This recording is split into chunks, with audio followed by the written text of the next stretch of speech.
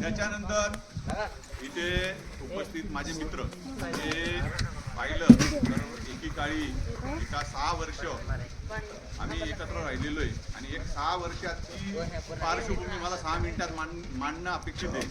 मला वाटतं एका शिवधनुष्यासारखं एक काम करणं हे होणार नाही. त्याच्यामुळे मला वाटतं 6 मिनिटामध्ये ते मांडणं. आणि जर आपण जर म्हटलं की या मित्रांच्या माध्यमातून कवी प्रशांत मोरे म्हणतात, काट्या कोट्याचा तुडवीचा रस्ता माझ्या गावाकडे चाल माझ्या दोस्ता, की ज्या गावाकडे आम्ही आज राहतोय त्या शहराकडे, पण आज त्या गावाकडे त्या शाळेची आठवण येते. कारण की त्या शाळेमध्ये आमच्या संस्काराचं मूळ इथे केलं गेलेलं आहे. प्रत्येक व्यक्तीच्या विकासामध्ये जर पाहिलं, कुटुंबानंतर ही शाळा ही केंद्रबिंदू असते. आणि ती शाळेमध्ये जसा माणूस घडवला असेल, जसा मातीचा गोळा असतो, त्या मातीच्या गोळ्याला ज्याप्रमाणे संस्कार दिले जातात, ते संस्कार खरे तर त्या शाळेमध्ये दिले जातात. व्यक्तिमत्व विकास असेल, त्याला शिस्त असेल, त्याला चिकाटी असेल, त्याच्यावर वेगवेगळ्या जबाबदाऱ्या असतील, या गोष्टी घडवण्याचं काम हे निश्चितच शाळा करत असते. या शाळेमध्ये आम्हाला असं वाटायचं की 6 वर्ष संपले आणि एकीकडे आम्ही 11वीला अनेक जण दुसरीकडे गेलो आणि असं वाटायचं की खरी मजा ही आमची पुढे राहील, पुढच्या आयुष्यात राहील. पण जसं जसं पुढे गेलो आणि मग आठवत गेलं की खरी मजा ही आमची तर या 6 वर्षाच्या शाळेतच होती.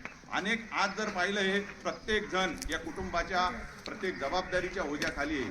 ते जे निरागस आयुष्य होतं, ते निरागस आयुष्य आज आमच्या कोणाकडेही नाही आहे. कारण की प्रत्येक जण हा निरागस होता, निरागसपणे आम्ही जगत होतो आणि आमच्या शाळेमध्ये ही निरागसता आम्हाला दिसून यायची. आम्ही मनसोक्त आणि हे राहायचं.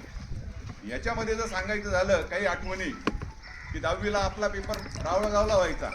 म्हणून रावळगावला असताना आम्हाला आमचे मित्र होते, बाबाजी होता, समाधान होता. समाधान आज येऊ शकलेला नाही, तर त्याच्याचकडे सायकल होती. आम्ही सर्व पायी यायचो आणि त्याच्यामध्ये मग तो सर्व बॅगा त्याच्यात सायकलीवर लावायचो. मग ते जिरोनीचं पाणी पिणं, त्या जिरोनीच्या पाणी पिण्यानंतर ते पोहणं, मग ते पोहण्यानंतर ते लेट जाणून बुजून लेट येणं. कारण की परिपाठ असायचा, त्या परिपाठामध्ये काहीतरी सुविचार सांगावा लागायचा, हे काहीतरी सांगावं लागायचं, म्हणून जाणून बुजून आम्ही लेट यायचो. आणि तिकडून हे असं लेट येतं. त्याच्यातच 10वीला आम्ही मग रावळगाव आहे म्हणून एक रूम केला आणि आम्ही राहायला, मी अपडाऊन करत होतो. मग बाबाजी ते सर्व राहायचा, समाधान राहायचा, विशाल राहायचे. मग आमचा होता 12वी इंग्रजीचा पेपर. इंग्रजीच्या पेपरच्या आधी आम्हाला सरांची आठवण यायची आणि ती सरांच्या स्वप्नात ती माधुरी डिस्ट्रिक्ट दाखवायची. आणि त्या काळी ओपन सिनेमा होते. ओपन सिनेमा असल्यामुळे रावळगावला आम्ही मुक्कामी राहायचो. उद्या इंग्रजीचा पेपर पाहायचा काय, त्या काळात अक्षय कुमारचा धडकन पिक्चर ओपन होता. आम्ही सर्वचे सर्व 5-5 रुपयाचं भाड्याला पैसे घेतलेले, तिथे मुक्कामी थांबलो आणि धडकन पिक्चर पाहिलं.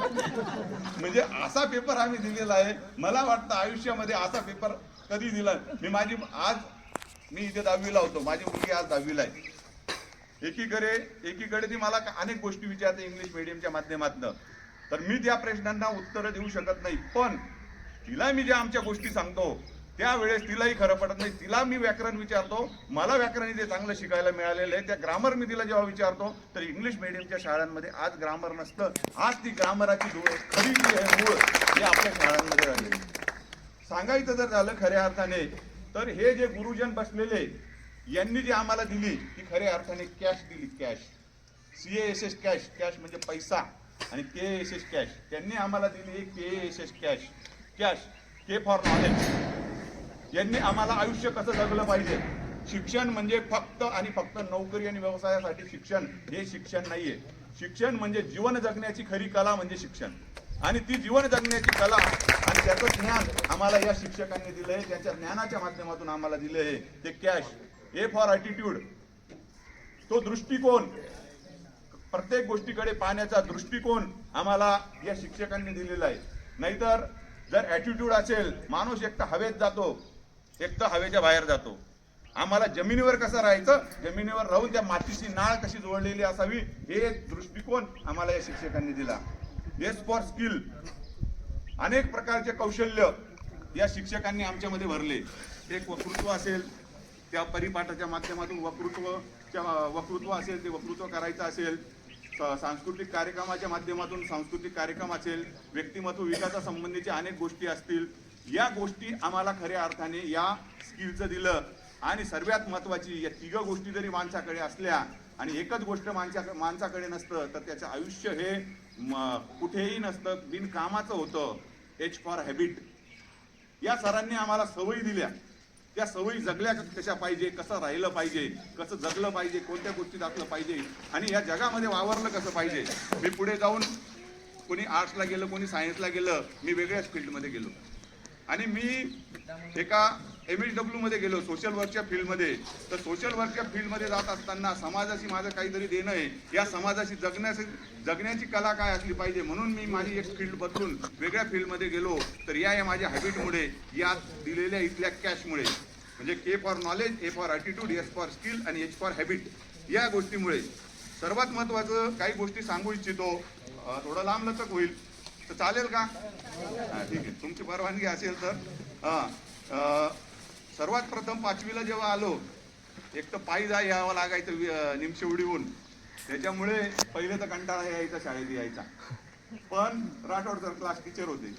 राठोड सर क्लास टीचर असल्यामुळे ते यावं लागायचं. घरी गेल्यावर पाय दुखायचे. कारण की मी तुम्हाला सांगतो, वर्गामध्ये सर्वात कमी वजनाचा माणूस मीच होतो आणि आज सर्वात जास्त वजनाचा पण मीच आहे. त्या काळी माझं वजन असेल 25-30 किलो. मला असं जर हवा वगैरे आले, आम्ही चालत यायचो. बाबाजी होता, बिला माझा मित्र होता, संदीप होता. आम्ही जर यायचो तर ते हवा आली ना ते मला धरून ठेवायचे. किंवा चालता चालता जर मी पडलो तर माझा हात जो आहे ना हा सांध्यातनं सटकायचा आणि अनेक वेळा सटकलेला आहे तो. मग मी सरांचे बंधू होते, पगार सरांचे, त्यांच्या शेतात जायचो. मग ते मला बसून द्यायचे. म्हणजे असे जरी आहे तर हे इतकं वजन आणि आज सर्वात तर या गोष्टींमध्ये जर सांगायचं झालं मग राठोड यावं लागायचं. तर कधी कधी मग काय करायचं, राठोड सर पाडेपाठ घ्यायची. पाडेपाठ घेत असताना नंबर यायचा, आज यांचा नंबर आलेला आहे, पुढे आपला उद्याचा आहे. मग गावामध्ये काय, सर्व आमचं गाव म्हणजे कन्नड, गावामध्ये कोणीतरी एक्सपायर व्हायचं. मग आम्ही काय करायचो, बाबा आम्ही सर्वांचं एक स्टाईल राहायची. आमचं जवळचं एक्सपायर झालं म्हणून आम्ही 10 दिवस यायचोच नाही. आणि येताना काय करायचो, टकली करून यायचो. म्हणजे टकली करून आलं तर ते 10 दिवस हे जायचं. तोपर्यंत सरांचे पाडे बी पुढे चालले जायचे. म्हणजे एक पगार सरांच्या बाबतीत जसा पगार सर म्हणायचे, एक निमशेवडीच्या मुलांबद्दल त्यांना एक आदर होता की निमशेवडीच्या त्या डोंगरातनं काय पाणी निघतं की त्यातले मुलं असे हुशार असतात.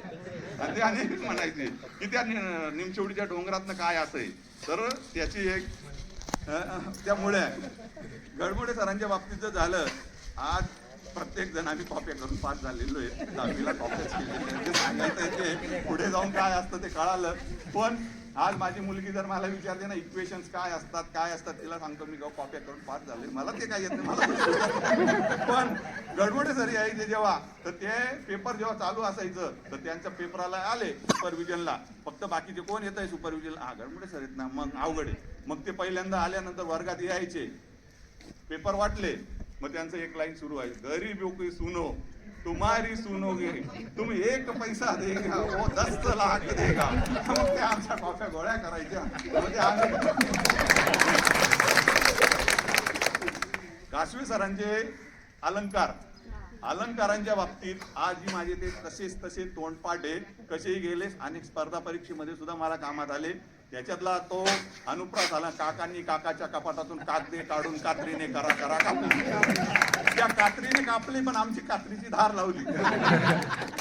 तर ते सूर्यवंशी मॅडमांच्या बद्दल हिंदीला होते, सुपरविजनला असायचे ते. तर माझी एक सवय होती, प्रश्न पण लिहायचं आणि त्याचं उत्तर बी लिहायचं आणि ते पेपर भरायचा मोठा. मग मी सप्लिमेंट मागायला जायचो. मॅडम म्हणे काय पाहतोय, दाखव रे तू.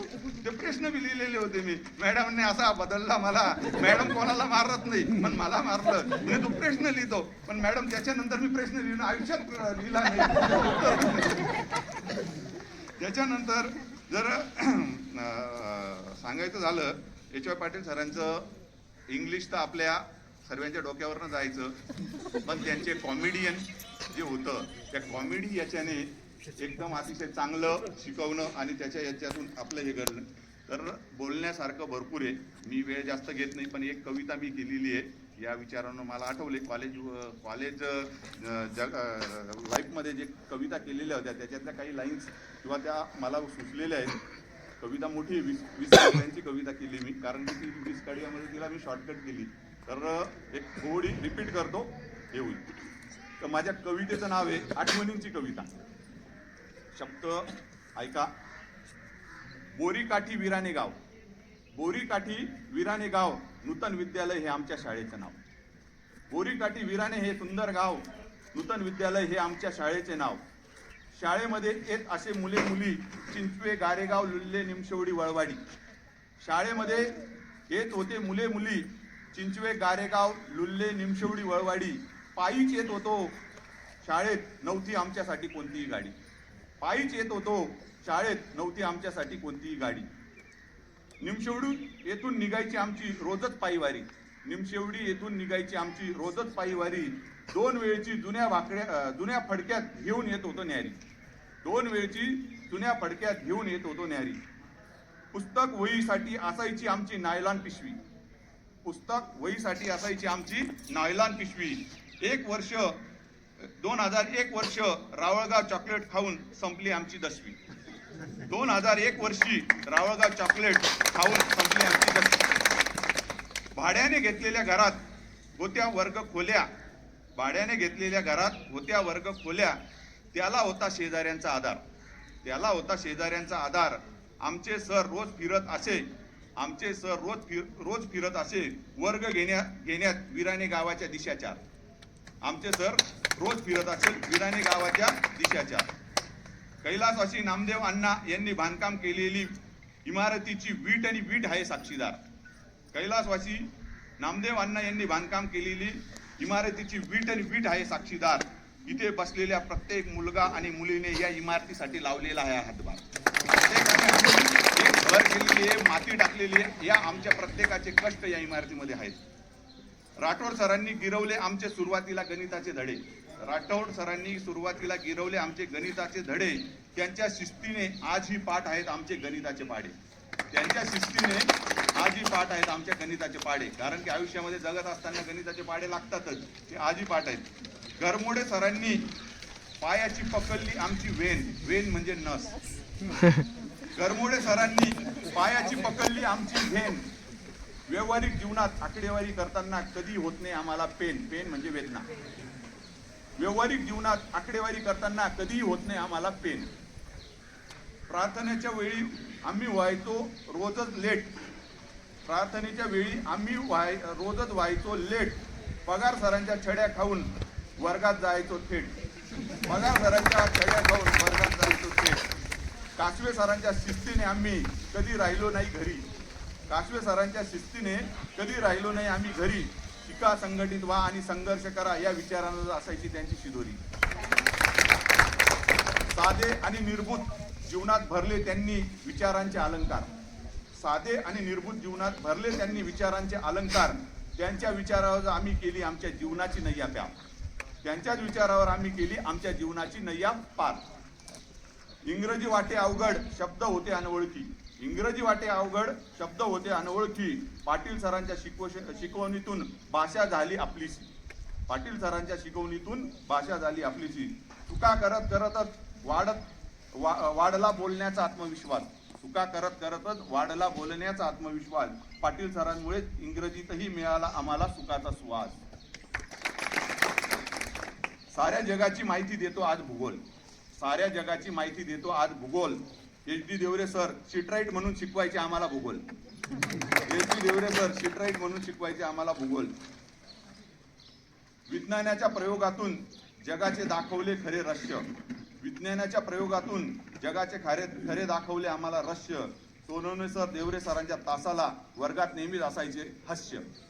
कारण की कधीही आम्हाला नाही कॉमेडीच चालायची. सूर्यवंशी मॅडम सिखाते थे हमें हिंदी की किताब. सूर्यवंशी मैडम सिखाती थी हमें हिंदी की किताब. उनका हमारे हर एक प्रति लगाव था लाजवाब. आजच्या जगात व्हॉट्सअप, फेसबुक, यूट्यूब, AI सारखे ज्ञान देणारी आहेत आज अनेक साधने. आजच्या जगात व्हॉट्सअप, फेसबुक, यूट्यूब, AI सारखी ज्ञान देणारी अनेक आहेत आज साधने, माध्यमे. आमच्या काळात आमचे गुरुजन हेच होते खरे ज्ञानाचे साधने. आज भरली आहे बालपणाची शाळा, आज भरली आहे बालपणाची शाळा. पुन्हा देत आहो जुन्या आठवणींना उजाळा, पुन्हा देत आहो जुन्या आठवणींना उजाळा. गुरुजनांप्रती आयुष्यभर राहील कृतज्ञता, गुरुजनांप्रती आयुष्यभर राहील कृतज्ञता. रोहित कन्नर आहे कवितेचा रचयिता, रोहित कन्नर आहे कवितेचा रचयिता. फक्त शेवटी एकच सांगेल, एकीकडे जर आज मी एका चांगल्या प्रतिष्ठित पदावर आहे, पण मी एका मेंढपाळाचा मुलगा होतो आणि मेंढपाळ हा आमचा व्यवसाय होता. निमशिवडी गावाचा मोस्टली मेंढपाळ हा व्यवसाय. आणि त्या काळात शेतीचे कामं करायचो. कासवे सर हे करतगावांना अपडाऊन करायचे आणि त्या काळी कासवे सरांचे निमशिवडी या गावाशी चांगलं नातं होतं आणि त्या प्रत्येक पालकाला भेटून सांगायचे की तुम्ही मुलांना शिकवा, हे करा. जर मी त्यावेळी ड्रॉपआउट झालो असतो तर आज अधिकारी नसतो. तर माझ्या वडिलांना, त्यांना, आजोबांना ज्या विचारांनी की शिकवले पाहिजे, मुलांना शिकवलं पाहिजे, ही शिकवण त्यांनी दिली. माझे आई वडील अडाणी आहेत, अंगठा टेकतात, कोणतंही अक्षर ज्ञान नाही. आज माझ्या वडिलांना या शिकवण्यासाठी जर प्रोत्साहित केलं असेल तर आज माझा 2 नंबरचा भाऊ सुद्धा इथेच होता, सतीलाल कन्नर, आज चांगल्या कॉलेजला प्रोफेसर येतो. एक भाऊचा चांगला व्यवसाय आहे. म्हणजे या शिक्षणाच्यामुळे आम्हाला जर ड्रॉपआउट झालो असतो तर आम्ही सुद्धा त्या याच्यामध्ये अडकलेलो असतो. मला वाटतं ही खरी जी असेल इथे या गुरुजनांच्या जडणघडणीतून आमची घडण झालेली आहे हे मी सांगतो. शेवटी फक्त 2 ओळी म्हणतो. मला वाटतं ज्यांना ज्यांना येत असतील, आपल्यामधून ज्यांना ज्यांना येत असतील आपणही म्हणायचंय. पहिली लाईन म्हटल्यानंतर सेकंड याला म्हणू तेव्हा सर्वांना कळेल. चलते चलते मेरे ये गीत याद रखना, कभी अलविदा ना कहना, कभी अलविदा ना कहना. चलते चलते मेरे ये गीत याद रखना, कभी अलविदा ना कहना, कभी अलविदा ना कहना. थँक्यू.